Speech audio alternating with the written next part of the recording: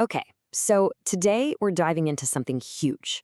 We're going to try and squeeze 4,000 years of Indian history into a single, fast-paced timeline.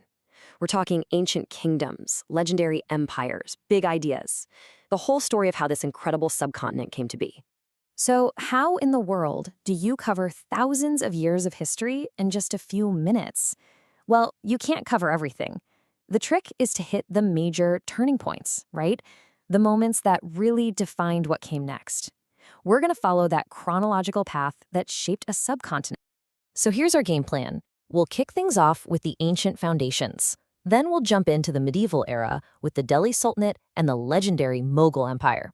After that, we'll see how regional powers rose up, how the British went from traders to rulers, and finally, we'll trace the path to independence. Let's do this.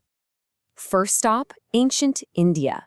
And the first thing you got to get your head around is that this wasn't one single country. Not at all. It was more like a vibrant, shifting mosaic of different kingdoms and dynasties, all with their own cultures and identities.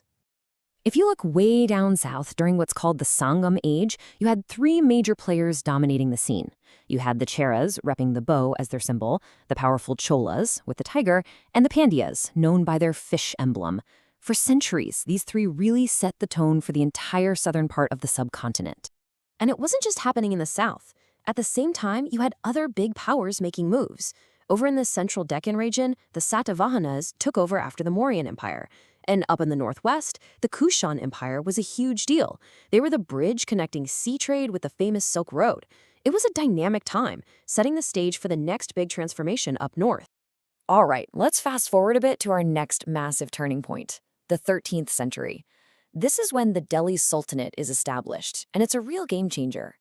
This marks the start of a powerful new era of Indo-Islamic rule that's going to shape northern India for the next 300 years. Now, don't think of the Sultanate as just one long dynasty. Nope. It was actually a series of 5 different ones. It all started with the slave dynasty. Then came the Khiljis, the Tughlaqs, the Sayyids, and finally the Lodis. And it's the fall of the Lodis that opens the door for the next great empire. You know, one thing that often gets overlooked about the Sultanate is pretty incredible. They acted like a giant shield. While the Mongol invasions were just devastating huge parts of Central and West Asia, the Sultanate's armies managed to push them back time and time again, a really crucial part of their legacy. So, what comes after the Delhi Sultanate? Well, rising from its ashes is one of the most famous and dazzling empires in world history, the Mughals. These guys would go on to unite huge parts of the subcontinent, kicking off an amazing era of art, architecture, and cultural fusion. So let's trace the big names here. It all kicks off with Babur in 1526. Then his grandson, Akbar the Great, really solidifies the empire and becomes famous for his policies of religious tolerance. The absolute peak of architecture? That's Shah Jahan, the guy who gave us the Taj Mahal. And finally, Aurangzeb expanded the empire to its biggest size ever, but his reign also planted the seeds for its eventual fall. But like all great empires, the Mughal power couldn't last forever. As their grip started to loosen in the 18th century, it created a huge power vacuum. But this wasn't just chaos, it was a transformation. You see all these new, ambitious regional powers rising up to take their shot at the top. And you've got these two absolute powerhouses that rise up to fill that gap. In the Deccan, the Maratha Empire, started by the legendary Shivaji, just explodes across the subcontinent, pretty much ending Mughal rule. Meanwhile, up in the Punjab, Maharaja Ranjit Singh builds the formidable Sikh Empire, complete with a modern, professional army. So, picture this. The map of India at this time is just this wild, complex patchwork of kingdoms. You've got the Kingdom of Mysore in the south, fiercely fighting off the British. The Nawabs are controlling the incredibly rich region of Bengal, and the Nizam is ruling the massive state of Hyderabad. It's this fractured, competitive landscape, and that created the perfect opening for someone new. And right into this chaotic mix of competing powers, a totally new player enters the game from the sea, the British East India Company.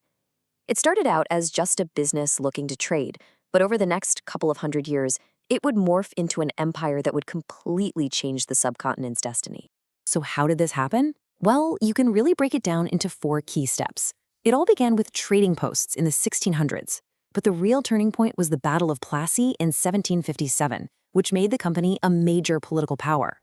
100 years later, the huge rebellion of 1857 shook that power to its core, and in response, the British government stepped in, dissolved the company, and took direct control.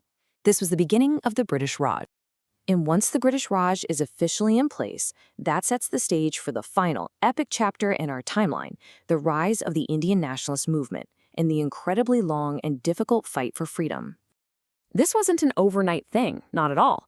The road to freedom was a long one. It started to get organized with groups like the Indian National Congress back in 1885. Then, in the 1920s, Mahatma Gandhi stepped onto the scene and turned it into a mass movement with his philosophy of nonviolence.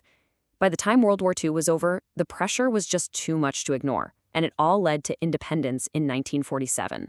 But freedom, it came with a truly devastating cost. The decision to partition British India into the new nations of India and Pakistan unleashed horrific violence. About 12 million people were forced from their homes, creating one of the largest and most painful mass migrations in modern history. But even in the middle of all that tragedy, there was this incredible sense of hope. On the night before independence, India's first Prime Minister, Jawaharlal Nehru, summed it all up with these famous words. It was the end of one age and the beginning of another. The utterance of a nation's soul, finally free, after centuries, ready to write its next chapter.